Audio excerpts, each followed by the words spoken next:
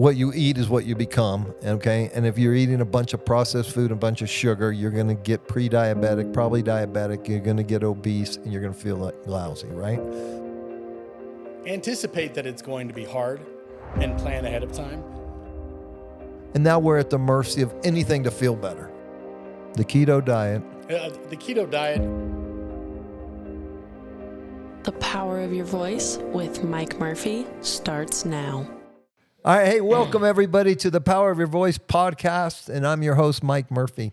And this week's show, we really want to focus in on diabetes and how it's such a growing illness and it's a big issue in America right now, and it really doesn't need to be. So we have a great guest here with me locally here in Medellin. I'm going to introduce you in a minute. And then we have a great doctor that's going to come on the second half of the show and really take a deep dive into how to heal yourself from diabetes and how to avoid it. So let's just talk briefly. There's close to 40 million people in the United States of America today suffering from diabetes. But how many are pre-diabetic? Probably double that amount, okay? Why? Because there's sugar everywhere and processed food everywhere, and we're not having enough juices, fresh green juices, vegetables, fruits, and that stuff. We're eating all this processed food. So I'm pre-diabetic. I'm probably everybody I know is pre-diabetic, because it's our lifestyle choices that create diabetes type 2, and that's what we're going to focus on today. Type 1, just so you know, out of the 40 million diabetics in the United States, 1.5 million are type 1, okay, which is a whole nother story. We're going to talk about type 2 today because that's something that's totally avoidable, and even when you come down with it, it's something you can eliminate from your life. And so joining me today is someone that I met here in Medellin, Colombia. Ferhan, welcome. Thank you. How are you today? I am fantastic today. So quickly, we're both in Medellin, Colombia, and we're not Colombians. How did you end up here? Well, I came out here 2 years ago initially because, it was right after my diagnosis, and I figured that a change of environment would help me break some of the habits I was looking to break. And since I work remotely, there's something, I imagine we'll get into this, but there's something prohibitive about the medical costs in the United States.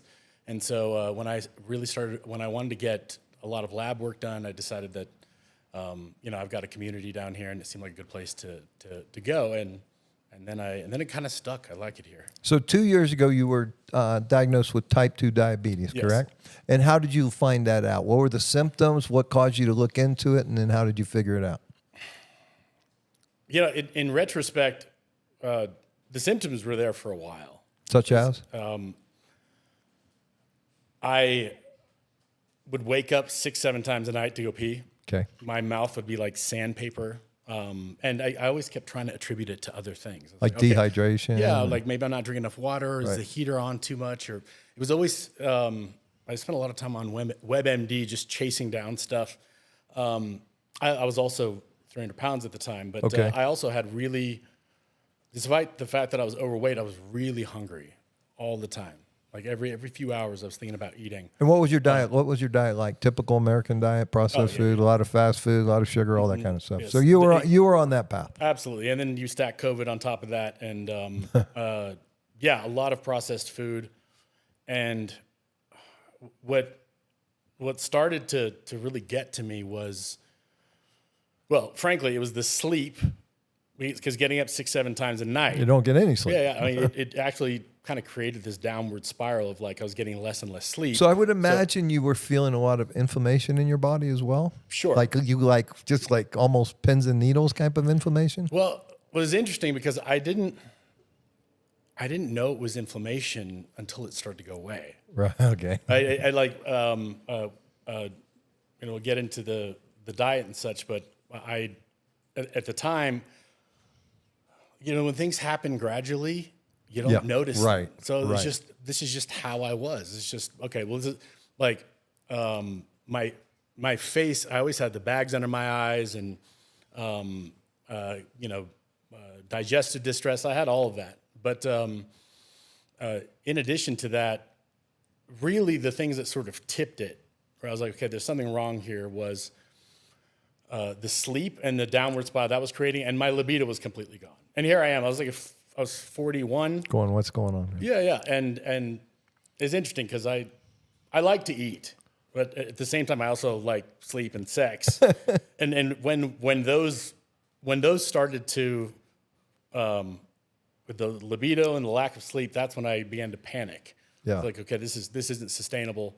And so I got a blood panel done, and What was your blood sugar number?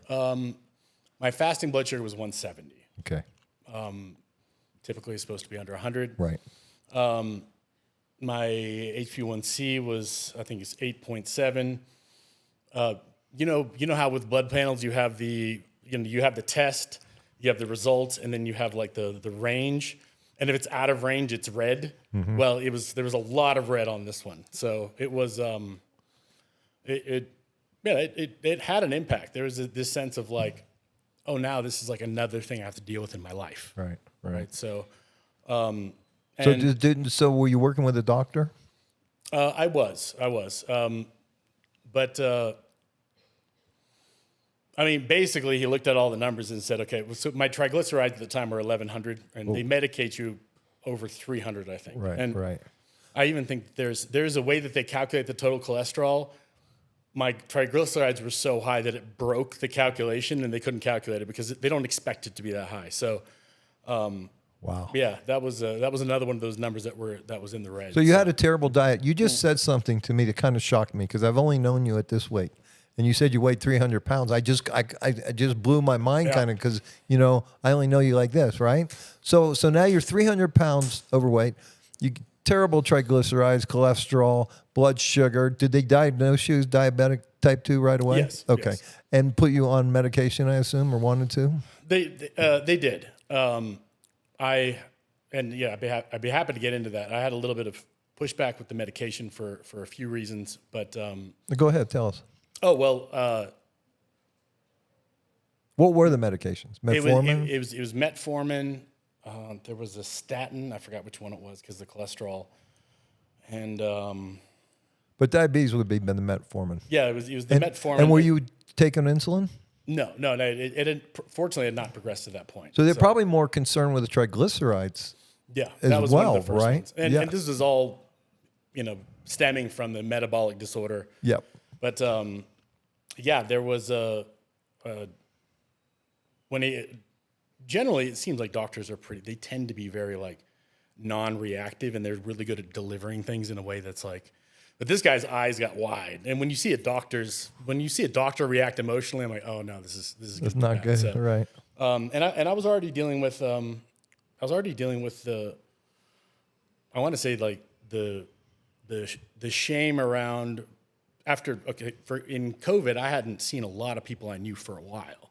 And so as COVID lifted, I was beginning to see people who I had not seen in a year or two.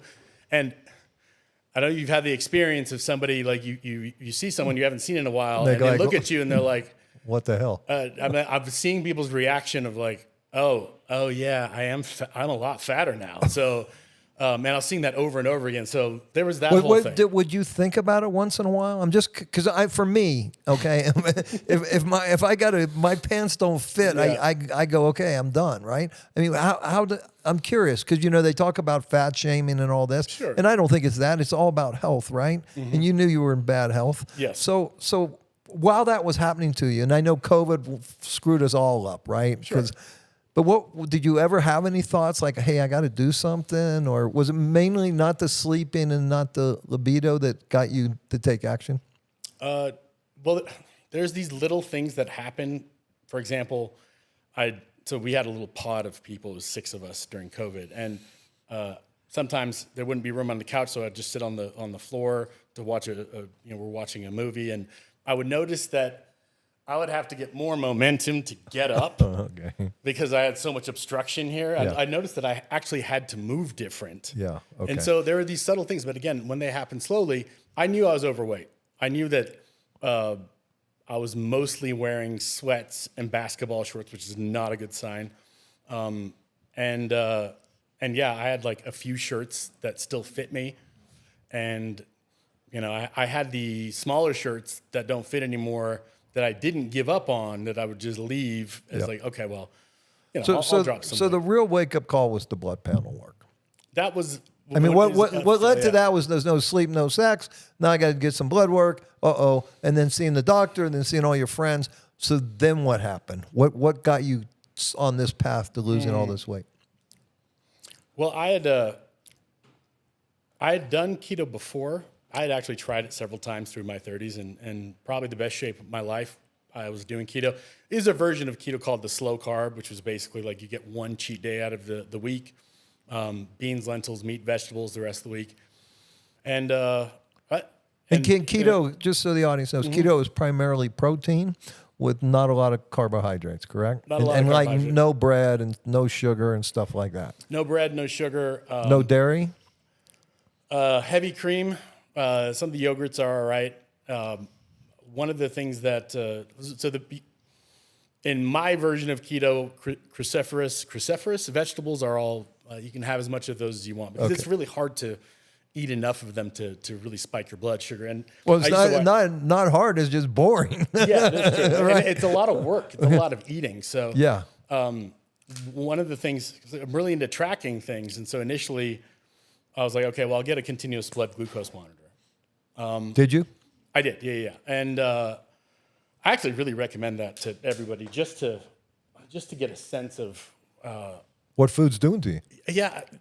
A lot of our information about food is all secondhand. People say, "Oh, this food's good, this food's bad." But when you actually eat it and watch your blood sugar react, you start to get a real time. You're actually interacting with reality instead of like what you read on the internet. Yeah. And I found that to be really useful. Did the doctor implant that for you? No, it was a self. So it's a wearable, just a wearable. Yeah, it was a wearable, and were you pricking your finger and checking? Initially I was, and then I was like, okay, this isn't, I've done this because I was curious with everything that I was eating. I was like, okay, well, how's this affecting my blood sugar? So this wearable thing anybody can get. It's just, and pretty accurate. It's pretty, I installed it once wrong, and according to the numbers, I should have been on, because I think under 70 you go. Is there a brand name that you use or recommend? I was using Freestyle. Freestyle. The Freestyle. And that worked for you? And that worked. Okay, so there's a tip. And there's well, yeah, I had initially some issues with that because it was telling me I should be unconscious. So I had to replace it. But the value I got from it was just to get this mentality of like what's measured gets changed, right? And so I noticed that everything from how much sleep I got would change the baseline. I had a whole Excel spreadsheet. What I would eat and how fast I ate it would affect it. The order in which I ate stuff would affect it. As well as adding things like lemon juice, apple cider vinegar actually would make a difference. Now, I would also notice that if I fasted, and I started experimenting with fasting later on, but when I fasted, I noticed that my baseline would drop. If I drank alcohol, my baseline would go up. There's all these really, really subtle things that I would notice, and I also noticed that if I would do strength training after, this is a little bit further in, do strength training after eating, my blood glucose would come back down to baseline faster. So, and the idea behind this is that it's keto or keto-like diets basically prevent the spike from happening in the first place. And so I was trying to keep my blood sugar levels. So when I first started this, when I started doing keto, in about 2 weeks, my fasting blood glucose went from 170 to 130. Wow. And I had a measurement I was like, oh, this is the needle moving. This is working. And I think that was a big part of it, is to actually see that what I was doing was having a tangible, measurable effect on my health. Yeah. And so, and I kept at that for that. I had a first streak for 3 months, and I lost about 35 pounds. And then I did another blood panel, and now all the numbers were still in the red, but they had moved. My triglycerides had cut in half. Wow. And all the other numbers had HbA1c, all that stuff moved over after 3 months. And so are you feeling pretty pumped and excited that you're going in the right direction? Well, that was the first one. Now I fell off, and I was like, okay, well, the numbers are a little bit better. They're not still in the red, but and so because just to be clear, keto's kind of hard. It's not, you really have to plan things out. And for those of us who've been conditioned under the standard American diet, like it's harder. I have all these habits that I had to break. Right. And so because I would imagine you're doing a lot of emotional eating. You're not really hungry, right? But something emotionally snapped, and that's your way to feel better, right? I think that's what we use food for the most, and especially sweets, Absolutely. And the highest leverage habit that I broke, and this had such a cascading effect, was I had this association of, okay, at nighttime I'm going to watch something and I'm going to eat, right? And so it would usually be the sweetest, right, whatever it was that I was going to eat. It was always towards the end of the day. And so that was a habit that I had to break, and it would start to creep back in. And so one of the things that I benefited by getting on this path was actually paying attention to these other areas of my health. And I'll get into that, but the thing that I decided I had to do, because I got so much results the first time, was I needed to change my environment again. And that's actually, I told you about this. That's when I got that place in Santa Elena that was walking to go get anything. There was no food delivery. There was no... For the audience, we're in Medellin. Santa Elena is maybe 30 minutes away, but it's kind of by itself, higher in the mountains, and not a lot of stuff around it. So you're in nature, and everything you need is there, but there's not a lot of extra stuff, right? Yeah, there's no... I'd have to walk on the side of the highway for 30 minutes to get to a store to go buy something. Okay. So it can't be an impulse. Right. And then when he's mentioned Rappi, well, that's our version of DoorDash. So you can't DoorDash your McDonald's shake over there. You got to walk 30 minutes. And so that's going to help you stay on this path, correct? It really, it made a difference. I want to say that it made a difference psychologically, just because once I ruled out the possibility, I didn't burn a lot of willpower. Right. It wasn't a big struggle. It was easier to surrender. It's not here, and I'm not going to get it. There's no choice. And so psychologically, having that clear line of like, okay, well, it doesn't matter how much you want, you can't get it. Right. So, now it goes away. Those thoughts, that desire, that urging goes away easier. It does go away. You know how I know that? Because my wife does not buy anything with sugar in this house. So I get the same cravings as you get. And, well, I'm not going to go walk down the street and get something. So I get it.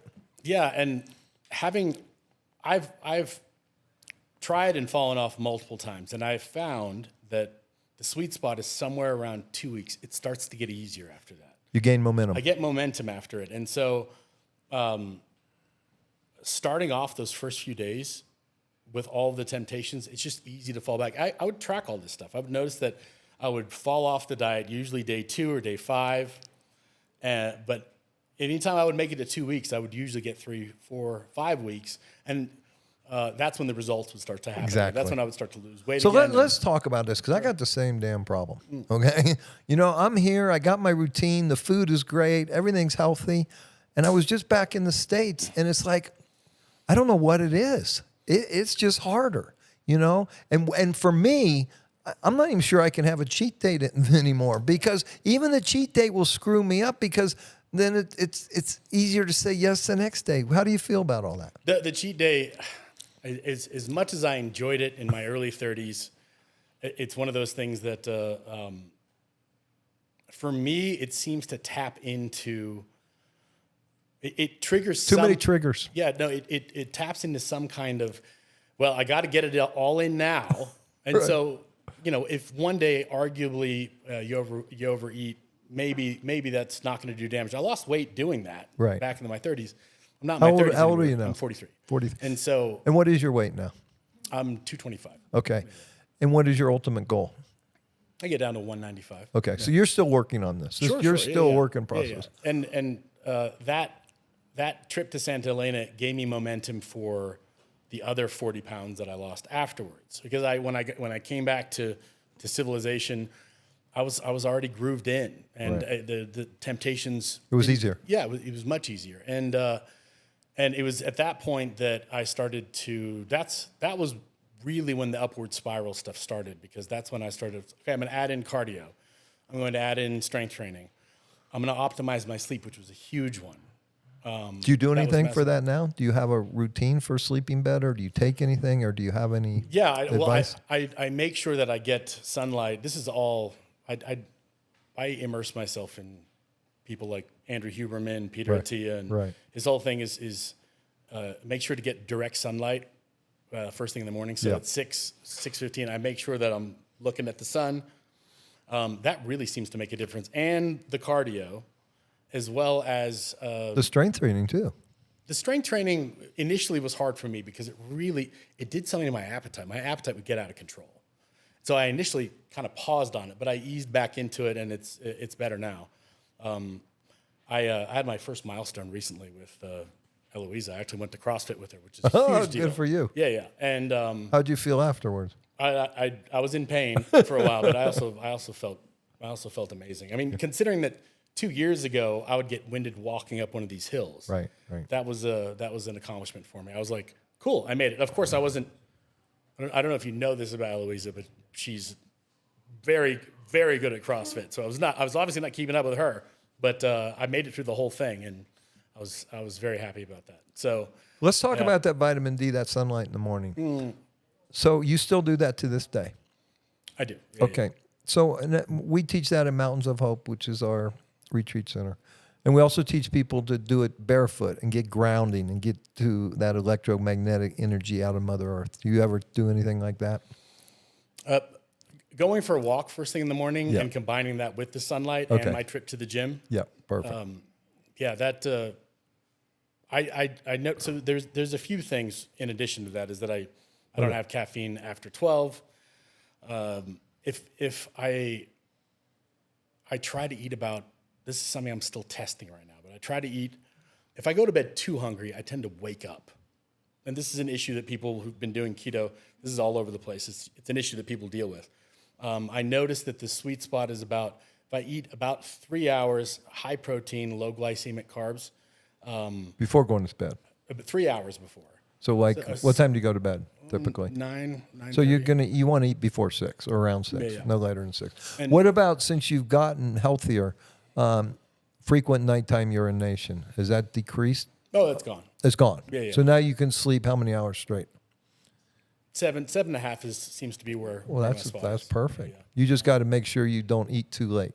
Otherwise, you wake up hungry. That was one of the ways that I was able to convince my doctor not to medicate me. To Yeah. go back to that is that because he was pretty adamant about it. But when I was telling him that, like, look, it's been 3 weeks on this diet and I'm not waking up at nighttime, like clearly the symptoms are receding, right? And the reason why I initially didn't want to, and again, there are people in my family who are probably still alive because of these medications, because they were unwilling to do a lifestyle intervention. Exactly. Right? So exactly. my whole thing is that I understood that I was relatively young, and if I can start to track how what I'm doing is impacting, maybe I can change it myself. And I didn't want the medication to mess up my numbers. What was your resistance to the medication? Side effects, or depending on something outside of you? Because I'm anti-medication myself, and primarily because of side effects. And I know that in nature exists, or lifestyle changes, changing my behavior, or taking something from nature, that we can heal ourselves. What was your resistance to the medication? Well, the first one was really the curiosity of, like, I want to see how my behavior is impacting what I'm doing. With the continuous glucose monitor, actually being able to see it without any interference was important to me. And there was the challenge of, like, I want to do this on my own. I also had set a time of, like, in 6 months, this is when I first got the diagnosis, in 6 months, if I can't move this needle with lifestyle intervention, then You'll take the meds. Then I'll start taking the medications. And so that was mainly it. At the same time, I know that my mom, she's in her 70s, she now has to take medication because of the medication. Right. That's the Yeah. concern, because Yeah. the side effects, there's 20 side effects for this effect over here, and now you got to take medications for other side effects. And a lot of the medications stressed her liver and over time, and so she has to make, so to some extent, it may have prolonged her life. At the same time, Right. these are all trade-offs. There's Yes. a cost to all of it. Exactly So right. I think had I been a bit older and a little bit less, I think part of it was that I had done keto before and it worked. Okay. And so part of me is like, oh, I've got something for this. So you still keto today? Yeah. 100%? Not 100%. This is one of the things I've noticed, and I've had these conversations with people close to me, is that when I talk about keto, people get wide-eyed and they're like, oh, well, I can't eat like that for the rest of my life. I don't think it's that difficult though. Why do people say? Because to me, it's just primarily meats, right? It's meats and vegetables and none of the hyper palatable Is ultra it, processed. do food that we people all eat. say that because they're going to miss pasta, they're going to miss bread, they're going to miss dessert? Is that why? Everyone's got something that it sounds extreme, and to an extent it might be, but the way I look at it is that it was an intervention, it was a tool. I look at it as being like, okay, well, if you're $10,000 in debt, you got to do whatever it is you can to pay that back up first, and then it frees you to have more disposable income, as an example. Yep. And the keto at first was an intervention in the sense of like, this is a tool for me to lower my blood sugar down and become more insulin sensitive. And over time, add in cardio, strength training, then you have a little bit more leeway. Now, with me, my whole thing is that sugar tends to trigger cravings. And so I have it does for sure. Yeah. And so I have to be careful about that so I don't have like big cheat days. Do you know why Why is that? the sugar triggers cravings? Because we're full of bacteria or parasites that don't serve us, and that's what they want. Yeah. And they have the ability to release chemicals that go into our brains, and the thought now becomes they want sugar. So that's why it's so difficult, and that's why in Mounds of Hope is why detox is so important to get these parasites out. They're conscious too, and they can mess with our thoughts and our minds. So that's primarily why. And we start feeding it. What do they want? More. Once we kill them and get rid of them, then those impulses go away. All of the foods that are the ultra processed, hyper palatable Oh, stuff, yeah. like they don't fill you up. And one of the things that works with keto, and again, I don't think it's necessarily a magic bullet. It works for me. There's also mental benefits and there's other benefits that come with it, but there's it tends to keep me satiated. It is hard to go into a calorie surplus with just keto. You got to be a little bit careful with the Are you fats. 3 meals a day? In a perfect sometimes keto yeah. diet world, would you be 3 meals a day? Yeah. And typically, what would breakfast be like for you? It's usually ground beef, eggs, vegetables. The trick with keto for me is sauces. Okay, explain. Like curries, salsas, creams. Because they have sugars in them? It's not because they have sugar. And what it initially ends up happening is that it seems like, oh, I'm eating the same thing over and over. It's the most you get common bored. objection. Yeah. And so sauces tend to have strong flavor without a lot of caloric content. Even if there's I get salsas that don't have sugar added and such, but I have 6 or 7 different sauces, vinegar based, spicy, whatever. And this actually helps keep it, change it up. Yeah, Because I tend to eat a lot of the same stuff. Exactly. And that's the biggest objection that people tend to have to that is that like, oh, I don't want to cut this stuff out. But again, if you can use it to achieve a result, and then start layering in carbs and something about what you said with the sugar and the gut microbiome. What I also think is interesting is that my preferences started to change on their own. I started to crave the new thing that I was eating. I remember a weird inspiration for me was my dog. Was that anytime I would give, Juno's her name, like anytime I would give her food, it'd be the same thing every day. But she was never less excited. She was always sitting there waiting for it. And I would initially when I was like, I'm having eggs and beef again, like, and I would picture her and over time I just like now I crave it. I don't like having breakfasts that aren't this like when finding 15 or 20 foods that you really like, eating them over and over again. Most people are doing that anyway. It's just not, it's not with the right food. So Yes, good point. In-N-Out burger every day. Okay, yeah. People generally tend to do the same things, and changing them eventually, like Becomes a habit, a new habit, a healthier one. And I crave it. if I have a croissant or whatever for breakfast one day, the next day I'm looking forward to the keto meal. So Yeah, I find I don't mind eating the same thing over and over. Where I get in trouble is if I let my blood sugar get too low because I haven't eaten, okay, then I'll put anything in my mouth to get rid of that. That's where I got to be careful. But I'm getting more and more like I just look at food as fuel for the body and don't have attachments to it, and so that's really gotten me off the sugar thing. And I had to plan for it. That was a big one. Yes, I always there you go. I always assumed that if it's been 3 hours now. Keto mitigates this a bit. Your appetite starts to level out. Yes, which is great. Being in ketosis has, I start to actually like the feeling of it. But what I found is that initially what I had to do was, okay, in 3 hours, if I don't have some lean meat or boiled eggs or something on hand that I can eat, I'm just going to assume that I'm going to lose all my rational faculties and order a pizza. And so I would plan against that.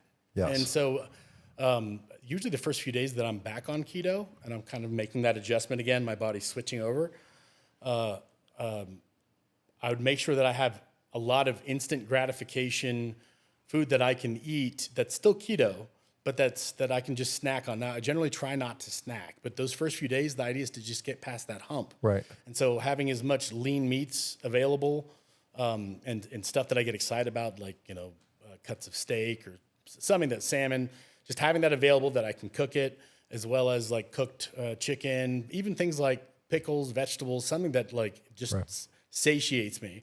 And then after 2 or 3 days, I'm not so much worried about losing control and falling off. So today, how often do you have to start and restart? How often are you falling off the wagon? In a year, in a 1 year period of time, how many restarts do you got to go through?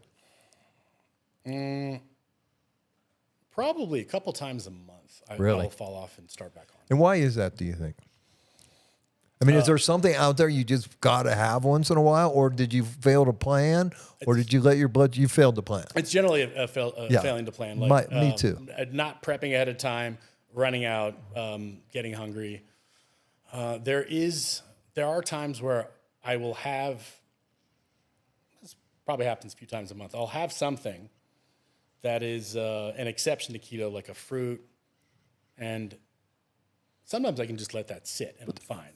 Sometimes the fruit will trigger, though. Oh yeah, the fruit will do it too. Yeah. Like sometimes I'll have like an ultra sweet pineapple or something, or part of it. A couple of hours later, I'm like, I get it. Like it brings something. Sometimes I can get through it and I'm fine, but other times, and I've tracked this as well. It usually starts with something small, Right, and like then, pineapple. Yeah, and then before you know it, I'm like, okay. I'm curious I'm gonna go get a burger. I'm a big pineapple guy. But do you think it would help if with your pineapple you had a little protein or something? Would kind of offset some of the sugary of the fruit? I'm just curious. No, that's a good question. So I have been focusing a lot on hitting protein targets now because of the weight training, and I found that it's happening less because the protein is pretty satiating. I haven't thought to have, like, protein is one of those things that I try to have with everything. Right. But yeah, no, I hadn't thought about like combining it with something. Well, the sweet. interesting thing is there's protein in vegetables as well. I mean, one of the strongest animals in the world is the gorilla, right? That just eats, vegetables, right? So there's lots of places for protein, but we're trained to think protein comes from meat, chicken, fish, and what have you. I think the gorilla might also have a microbiome that converts. I would imagine. Yeah, so. yeah. I don't think that we could. No, I don't think we could eat what they eat. I've seen some really strong human beings that are plant-based 100%. Sure. Oh, yeah. So I mean, people have won the Iron Man and like vegetarians, vegans, and one of the strongest guys I've ever seen eats one meal a day and it's all plant-based. And man, this guy is like muscle on top of muscle. So I think a lot. There's vegetarian keto, by the way. There are people who it's just. I'm talking about the level of planning that I have to do for keto. Yeah, I get it. Like when you're a vegetarian keto, you have to. I mean, there's even more planning you have to do. So I've got a close friend who's vegetarian keto, and like she measures everything out. Like it's not. I can at least go somewhere and get a steak. Yeah. If I'm hungry. Yeah, if push comes to shove, Yeah. right? I just did like 3 or 4 weeks raw food, okay, and the planning around that. Where I get in trouble is planning once again. I don't plan, and then I'm on a flight, and then you're in an airport. Oh, now I'm hungry. Now you got 0 choices. I mean, 0. So that's difficult. So I think the planning is important. I think the monitoring. Do you still monitor? I haven't in the past a couple of months just because I'm not diabetic anymore. I don't. So you healed yourself of type 2 Well, diabetes I'm pretty sure that with lifestyle. if I go on a bender, I'd become diabetic. Like there is this sense of like, in a sense, I'm glad that it happened because it sort of gave me enough pain to start living a healthy lifestyle. And so there's the genetic predisposition. That's always going to be there. But And I so would imagine I have to maintain this. I could probably become diabetic. And Of I've done course, this, by the way. I could. Yeah, I mean, if but I I do a would, bender, I would imagine though, being 75 pounds lighter makes you feel a lot better. Oh yeah. In every aspect of your life, right? Oh, yeah. Mentally, emotionally, physically, and everything. I mean, I was at the gym when I was actually putting weights onto the bench press. At one point, I remember picking up a 35 and a 45 and being like, this is what I was carrying around. Yeah, yeah. Like I was like, I'm bench pressing this stuff, and I was just walking around with this. So, All right. Well, first of all, congratulations on healing yourself. Congratulations on being aware and awake enough and taking action. Okay, not everybody does, right? Or they wait too long to take action, and then they can't heal themselves. it is. One of the things that kept popping up in my head was, it is much easier to stay in shape than it is to get in shape. Like that initial losing of the weight, that's still one of the hardest. It's absolutely. I have a certain amount of compassion and sympathy for how hard that is to break out of. Yes. Because it really is. It really is. There's an addiction aspect of it, but you can't just stop eating. Well, you're still interacting with food every day, so it is a hard cycle to break. Well, out. and also I appreciate your honesty of saying, hey, I still struggle with this every couple times a month, right? Yeah. We all do. I mean, that's the thing. But we got to keep going. And when we fall down, we pick ourselves back up and we get right back on it, right? We're all going to have slips and triggers and stuff, right? And falling down looks different than it used to. Yeah, and it's easier to get back on the horse now, right? Yeah, I would do a lot more damage before, where I would go on like a week before I knew it. I've been having whatever crappy food all week. Now the times that I fall down is a little bit, and I get back, and it's just it's easier to get back up, and the damage that I'm doing during those times, it's mitigated. Yeah. So it does get easier. So you've given us a lot of great advice. Let me ask you a couple other things, techniques that I use for better health and things that we teach in Mountains of Hope. What about breath work? Do you do anything with breathing? I know you walk up these hills, so you're getting a lot of, even though we're 5,000 feet in the air, our oxygen's thinner, but we're breathing in a lot of oxygen when we hike these hills.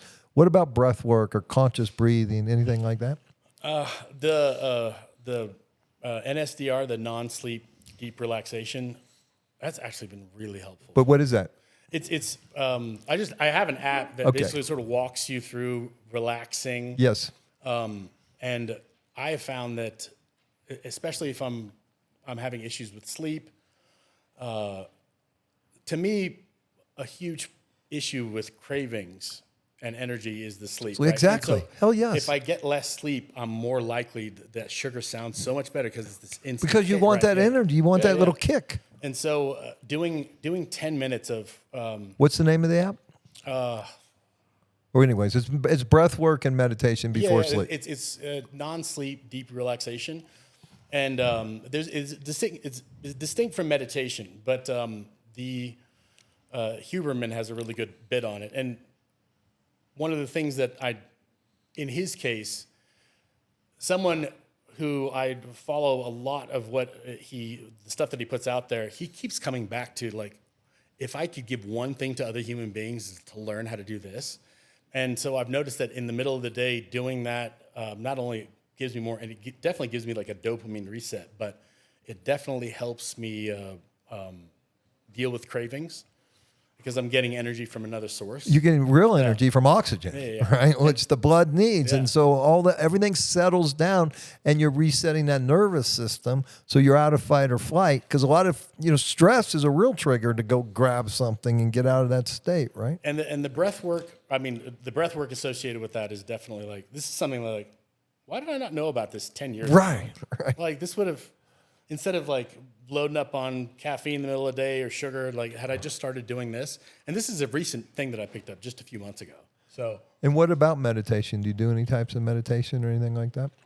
I don't. And I did the 10-day Vipassana, and I got a lot of value out of that. What is that? What is it? Oh, that's the 10-day silent retreat. yes. I got a lot of value out of that, and that's one of those things where like now you got me thinking about it. Like I got so much benefit from that. So why did I stop doing it? Like why do we do this to ourselves?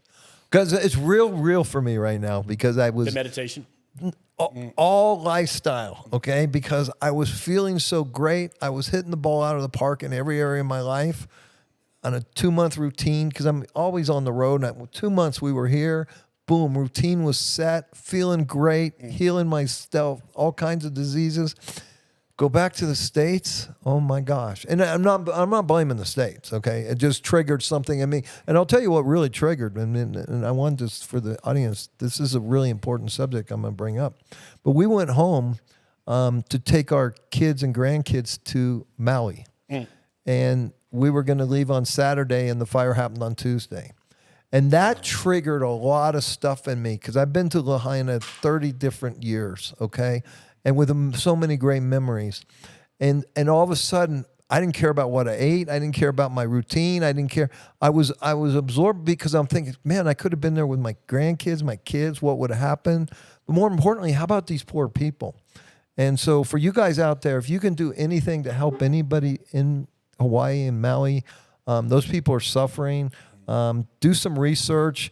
There's a lot of curious facts about what happened there. I'm not going to get into all that, but something is wrong, and if you have a way to help those people, there's tons of resources that they need. But do your research on that too, and I'm not going to get into that right now. But it's interesting because we're emotional, we're mental. And the stress just triggered the whole dude. Yeah. And how long did that last? Just out of curiosity. Until I got back here, I just started getting back to my routine, right? So my morning routine is I get on a PEM, pulse electromagnetic frequency.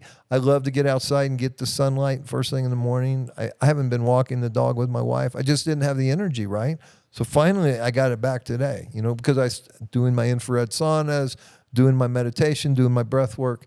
And all of a sudden, my energy starts to come back. And so, you know exactly what I'm talking about, There's definitely a lag time. And that's that lag between, okay, I'm doing this thing that I know here in a few days I'm going to start.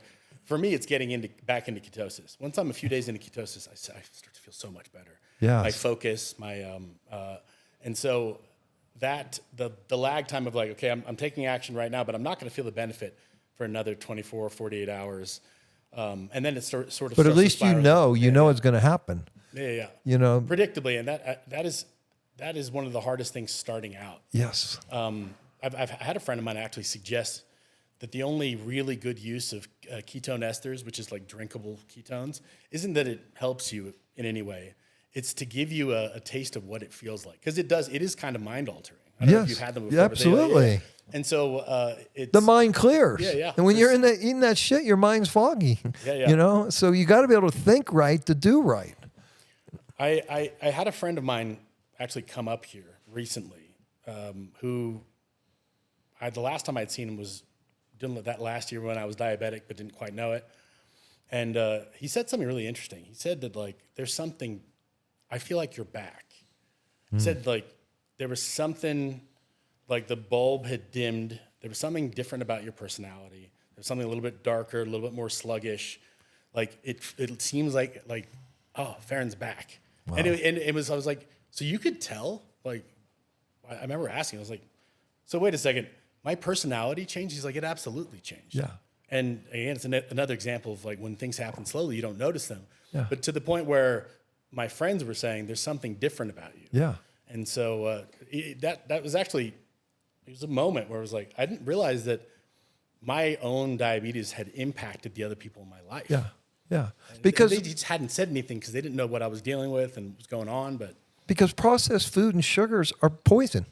Okay? It's a chemical poison. So when we poison the body, the cells get sick, they start to die off, they excrete stuff, and then the mind, the gut gets ruined, and the gut is the second mind, maybe the first mind. And so now the thinking gets cloudy, and now we're at the mercy of anything to feel better. Okay? So boom, here's a Coke, here's a candy bar. I just want to feel better, right? So it's this is the only issue that I have with the cheat day is that I notice that if I have things like cookies or the stuff that I would like default back to, chips, whatever, there's something about that that disrupts my ability to feel full. When I'm just eating meat and vegetables and things that are just single ingredients, yes. There's something more connected about my feeling of satiety. As soon as I start going to those processed foods, I don't quite feel, and they're obviously designed that way, right? Hyper palatable, ultra processed, and I get the blood sugar spike and the rush that comes from that, and the dopamine. But I'm not full, and I want more. And there was a period there where I practiced calorie counting. I know people freak out about that, but I can eat probably 2.5 times as much calories when I'm eating that stuff. I can't when I'm eating meat and vegetables. It's just, it's right. almost impossible. It's impossible. The stomach is really a handful is the size of the stomach, right? So imagine we're putting all that stuff in there and just bloating and everything. Absolutely. You look at a dish with chicken breasts and broccoli and same amount of calories as a candy bar. Yeah. But you see the volume of that. Yes. So there's something a lot more connected, and it's actually quite. Now, one of the dangers with keto is that if you go to a restaurant and you order a salad and they put dressing on it, it's full of sugar. You can a dressing that has 5 times as much oil on it tastes the same. Yeah. So the thing that I had an issue with, and I know it's an issue, is that people tend to get a little bit crazy with the fats. Yeah. And fats are calorically dense, and you can get fat. But what kind of fats are you talking about? Polyunsaturated. I mean, we're talking about olive oils and these kind of things. But you can, you can do too much of that. It's possible. Oh, absolutely. At the same time, like I had to start measuring it. I started putting it in a spray bottle so I wouldn't pour it. But you got to get the right oils too. Sure, I mean, you got to yeah, stay away from vegetable oils and all Of those course, other yeah, oils. I mean, you need, even olive oil to a certain degree. For me, the best oil is avocado, and which has a little more fiber to it as well. And fish, a clean fish, a wild salmon, would be the best fish for me. That's one of my biggest issues around eating out. It's not necessarily that it's not the sugars or the ingredients, but that they're using rancid oil to save money. They're not using high quality oil with that stuff. So even a really good restaurant where the ingredients are clear in front of you, they're using vegetable oils or canola oils. And if you go off of that for a while and you don't have them, and then you have them again, you feel the difference. Oh my you gosh. actually feel absolutely. Yeah. And it affects the microbiome. For me, it causes some inflammation, for sure. All right, let's take a minute or two. Let's try to recap because you've given some great advice. So I'm going to go over what I remember, and you can fill in the gaps. One, what you eat is what you become, okay? And if you're eating a bunch of processed food and a bunch of sugar, you're going to get pre-diabetic, probably diabetic. You're going to get obese, and you're going to feel like lousy, right? So what we eat is vitally important. Then we have to realize what we think is vitally important because there's certain triggers that trigger certain foods. Yeah. And so in your case, you try to eat by 6 p.m., go to bed at 9 p.m. Sleep, we have to be conscious of our sleep. If we're not sleeping wrong, there's something wrong. We need to figure that out. Monitoring it, getting a glucose monitoring that. What are some of the other tips you gave us? The keto diet. The keto diet, anticipate that it's going to be hard and plan ahead of time. Planning. Treat yourself like you're a 5-year-old child that has no control. Yeah. And putting in inbuilt constraints. I gave the example of planning ahead of time, or even putting yourself in a situation where you don't have access to that food. Yep. That was a big one. And I don't think that there's a level.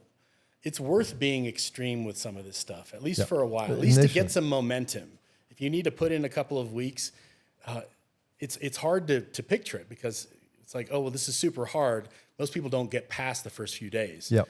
But if you can do something that's extreme enough, have some accountability, having a for me, because I put so much time and energy, it was taking up a lot of willpower. So it took up a lot of my focus and bandwidth.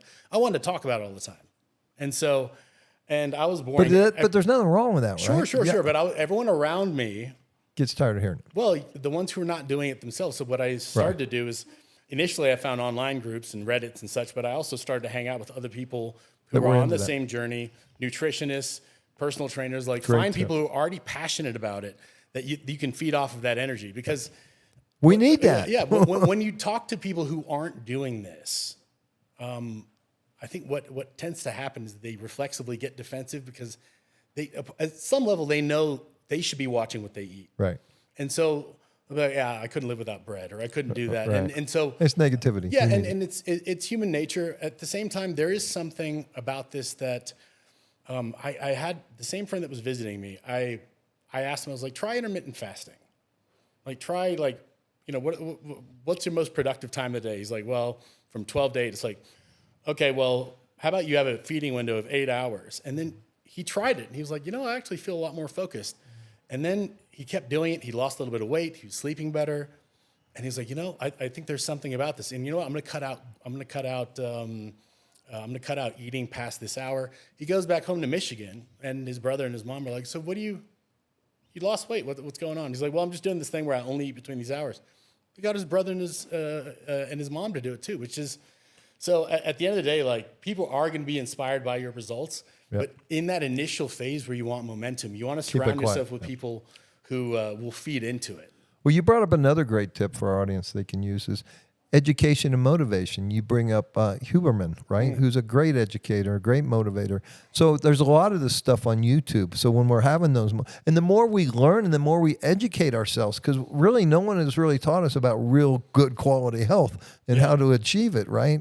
They want to sell us a lot of food that gets us sick, that leads us to buying all their drugs, and then we're in this rat hole, right? And we're not equipped to handle it, like you were talking about with the doctors. But I think the biggest failure for me is again the food industry, and there's really a lot of this. Yeah, it's sad. It is, and the fact that people like Peter Attia and Huberman are out there, I think there is definitely a shift where people are beginning to say, okay, well, wait a second. First thing, at least get off the standard American diet. Yep. People get, and I got like this too, by the way. When you first try something that works and you're getting results, you want to tell everybody. Right, exactly. And so people tend to get religious about, the people who are into keto is this is the answer to all my problems. Right. At the same time, it's having the approach of experimenting, finding the things that actually work for you. The stuff that's bad for you, you know? And so there is no one diet out there, particularly for diabetes, though. Obviously, there's a decent amount of evidence. The reason why this seemed to work so well for me is that I immediately took control of my blood sugar. Yes. But just by not eating things that would spike it. Yes. I could have a whole steak and there's no movement in my blood sugar. Right. And so, I obviously there's more literature out there now for people who are diabetic to try some version of low carb. But find out what those things are for you. For example, lentils and beans actually work for me. I can stay in ketosis with lentils and beans. And I know that with the blood sugar monitoring. Perfect. Again, there's experiment with what actually works for you. That's why I suggest the blood glucose monitor for sure. Well, I just want to, one, congratulate you again on accomplishing this. Two, thank you for taking the time to share with our audience your experience. I learned a lot from it. I got a lot of good tips for my own life. I know you're a digital nomad and a digital marketer. I don't know if you're looking for clients, but if you are, if people want to reach out and find you, where would they find you? You can find me it's Ferhan Ozey on Twitter. How would you spell? FERHANOZEY. Okay. At Ferhan Ozey on Twitter. Yes. Okay. So if they want to find a great digital nomad marketer here in Medellin, Colombia, they can just tweet you. Well, to go back to just that last thing that I was talking about in terms of surrounding yourself by people like-minded, the last couple of years I've taken a pivot into marketing and content for health and fitness, just so I can stay involved, so I can stay more into it. So that's been my focus the past couple of years in terms of content creation and marketing. Awesome. Well, thank you so much. I appreciate it. I hope you guys Thanks for enjoyed having me. this. And hey, listen, if you have any comments or questions, just put them down there and we'll respond. We want to interact with you. We want people to learn how to heal themselves. That's what Mountains of Hope is all about. That's what this podcast show is, teaching people to use the power of their voice to create powerful intentions for greater health and greater life transformation so that we can all realize the life of our dreams. Till next time, I'm Mike Murphy, your host, and this is the Power of Your Voice podcast. Thank you for listening to The Power of Your Voice with Mike Murphy. This podcast is brought to you by Mike Murphy Unfiltered, the Creation Frequency, Mountains of Hope, and the Love from Margot Foundation. These sponsors are dedicated to helping you use your full potential and live a life of joy and abundance. If you enjoyed this episode, please visit our website at mountainsofhope.com and subscribe to our podcast.